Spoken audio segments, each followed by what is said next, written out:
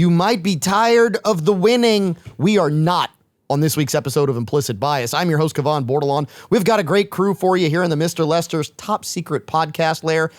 Caleb Morse is still partaking of what was actually, this was our week after election night beverages. The senator, the representative, we really should have brought in a presidential dram, but we did have the Hancock's presidential from Buffalo Trace. We had Which some of that. was very good. Very good. But the winning on Implicit Bias, if we could win as much as we have won with appointments to a potential cabinet, we would be world famous. We would be famous in the aliens that they apparently have contact with, that they had a the ones that are still alive. Yeah, the ones that are still alive, that they had a full-on Senate hearing about or congressional hearing about, they would know about us. They might know about us. They might. You know, look, in my mind, we are winning. We win. We are infamous. So Yeah, whole different thing. Whole different thing, Renee. Total opposite end of the spectrum, just so you know. yeah, I like how you acknowledge we're on the spectrum. Only you. Anyway. So you've seen the Rustic Renegade. You've heard from him. You've heard from Renee Girard, Louisiana's only certified master tobacconist. K&B is with us. Grant Galatas of William S. Nacall Jewelers, who's from Kennebra. So, Grant, we got to get you a purple shirt. You know that? We got to get you like a purple and white shirt. Like Didn't it have like little stripes on it? K&B purple. K&B purple. Yeah, but they had didn't it have white stripes in the purple or something? I don't remember. No, it was No, no. It was was solid. Yeah, it was solid. Well, closest I have is a purple polo, but it's got a little gold. Yeah, no, horse we on, got to it get looks you. more LSU than K&B. We got to Different get you. purple, We though. got to. And it is LSU purple is a very different purple from K&B purple. We got to get you a K&B. I think I know what it was. I always saw it from inside the buggy. That would be about right. That would be about right. That would do it. Yep. Speaking of being stuck in the buggy, Walker Griffon, the Implicit Bias pledge, who is better off dead. It's also his nickname. He's with us here this week. He's got his pledge pin on, which I'm impressed with. Yeah, I've been putting it in the my computer case. Oh, so you take it with you, carry it with you? Are you wearing it like other places? Because you're not supposed to take it off. No, I'm not You're wearing supposed to other wear it the places. whole time. And explain to people why you wear your pledge Okay, pin. I'll wear it Saturday. He's coming to Mr. Lester's. Going to be a fantastic evening. Winner, implicit dinner. We should. I'm speaking out of turn. Uh-oh. We should give someone a prize if they can get Walker's autograph. You mean like someone who's not going to have Walker in a captive audience like at Winner, implicit dinner? Somebody who can find Walker on the street and ask him for his autograph? Yeah. We will figure out a prize. We'll find a bottle. We will find a bottle if you are 21 and up and you like whiskey and you manage to hunt down Walker Griffon, which would effectively be called stalking, and get his autograph. Look, instead of Where's Waldo, it's Where's Walker. There, yeah, Yeah. I like it. I like it. Speaking of where's whatever, we have absolutely fantastic appointments going on this week as the 47th president of the United States, President-elect Donald Trump, starts to appoint different governmental positions. I am curious, for those here in the Mr. Lester's TSPL, what is your favorite position? Government appointment, Caleb? Yeah, I set you up for that one. I set that up Just so- because I knew. The moment I took a couldn't sip leave it. and it was in my nose. I knew you couldn't. Immediate. I knew you couldn't leave it alone. I just knew. So, okay, no, what is your favorite appointment so far? Why? And on top of that, we'll also talk about maybe what is your least favorite appointment so far and why. Let's start at the bar. I know that either Grant or Renee, y'all have a favorite appointment so far. Well, actually, there's a couple of favorites, but there's more unfavorites. Okay, so what are your unfavorites? I Well- like that you start with an unfavorite. We are not blindly following here. The Gates appointment? I don't see him as Attorney General. I just don't see that. Okay, why? Why don't you see him as Attorney it's just General? all the controversy and everything. And granted, that might be why Donald Trump appointed him there, because they did the same thing to him that they did to Trump. But I just don't see Gates as a good one. Another one I don't like is Mike Waltz as NSA. I think he would have been a better Secretary of Defense pick. He's Okay. a lot more experienced than Pete Hegseth. Waltz being a retired Green Beret colonel, where Hegseth was only a captain in the National Guard. Granted, it's still military, and he did do time in Guantanamo as a guard and everything else. I just think Waltz would have more experience. Whoa. Say that one more time. He did time where as a guard? Guantanamo. You just make me like that pick more and more and more and more. Because you know what happened in Guantanamo about 8 years ago, 8 years ago, 6 to 8 years ago? Do you know, Renee? Yeah, but he wasn't there then.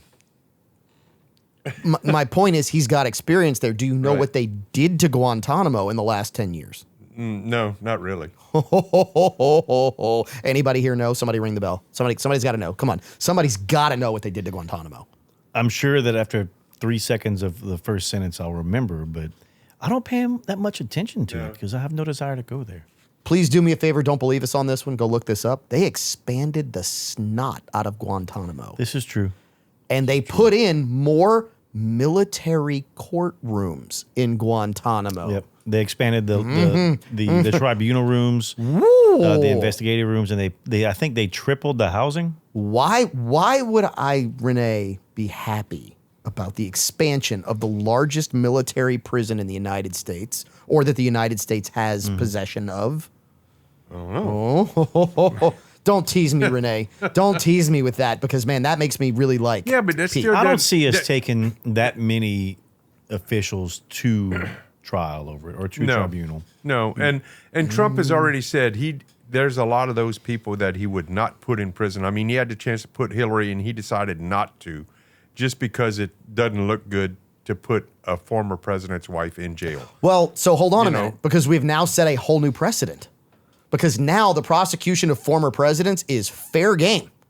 Because somebody made it fair game. Yeah, because but they still somebody haven't- decided they were going to do it. Yeah, but they still haven't decided on the sentencing and all that. That might go away It after could. the Supreme Court decision. It absolutely They're still could. debating on that. It absolutely could. But yeah, Trump has made some good appointments, but there's some of them that I wish he would switch around a little bit. Okay, fair. You know. All right, Grant, what about you?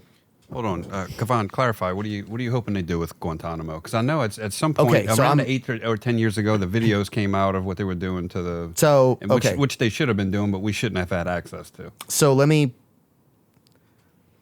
You saying- 2017, there was a very large shift in some things that were happening in the United States. So first of all, the number of unsealed indictments in the United States is actually always visible to anyone who wants to go look it up on the internet. You can go find it.